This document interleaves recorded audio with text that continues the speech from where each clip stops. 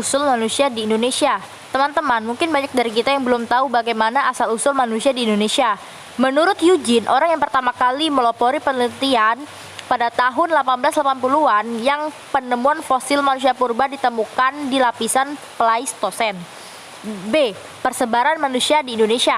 1. Teori Yunan. Menurut teori ini, orang-orang di Nusantara berasal dari bangsa Yunan. 2. Teori Nusantara. Menurut teori ini, asal-usul manusia di Nusantara tidak berasal dari luar maupun dari dalam Nusantara itu sendiri. 3. Teori out of Africa. Menurut teori ini, manusia yang hidup sekarang ini berasal dari Afrika. C. Asal-usul nama Indonesia. Pemberian nama ini sesuai keinginan, kondisi fisik, sosial, dan budaya. Pertama, Hindia. 2. Netherlands Oost-Indie. 3. Insulin. 4. The Malay Archipelago. 5. Le Indi Insulair. 6. Hindia Timur. 7. Nusantara. Dan 8. Indonesia. Nah, untuk selanjutnya pembentuk suku bangsa dan negara. Sebenarnya apa sih yang menjadi landasan terbentuknya suku bangsa dan negara? Yang pertama yaitu secara biologi mampu berkembang biak dan bertahan. Yang kedua mempunyai nilai budaya yang sama dan sadar akan rasa kebersamaan. Yang ketiga membentuk jaringan, dan yang terakhir menentukan ciri kelompoknya. Buat yang belum tahu, di Indonesia itu terdapat 8 jenis manusia purba, mulai dari yang tertua hingga yang paling muda. Yang pertama Meganthropus paleojavanicus, manusia purba yang paling tua di Indonesia, yang hidup sekitar 1,9 juta tahun yang lalu di wilayah Jawa. Yang kedua Pithecanthropus mojokertensis. Yang ketiga Pithecanthropus erectus.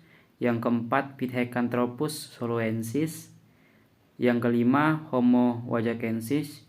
Yang keenam Homo floresiensis. Yang ketujuh Homo soloensis.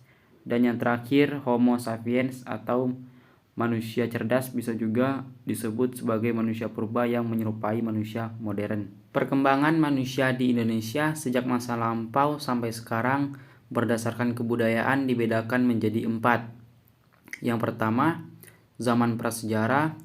Yang kedua, zaman purba. Yang ketiga, zaman madya. Dan yang terakhir, zaman baru atau modern. Kehidupan berkelompok. Yang pertama, adanya interaksi. Yang kedua, terbentuknya pembagian tugas serta struktur tugas-tugas. Yang ketiga, pembentukan dan penegasan struktur kelompok yang jelas dan terdiri atas peran-peranan. Yang keempat, terjadi penegasan dan peneguhan norma-norma. Pembentukan komunitas. Yang pertama, memiliki unsur khas yaitu teritorial sebagai tempat komunitas berada.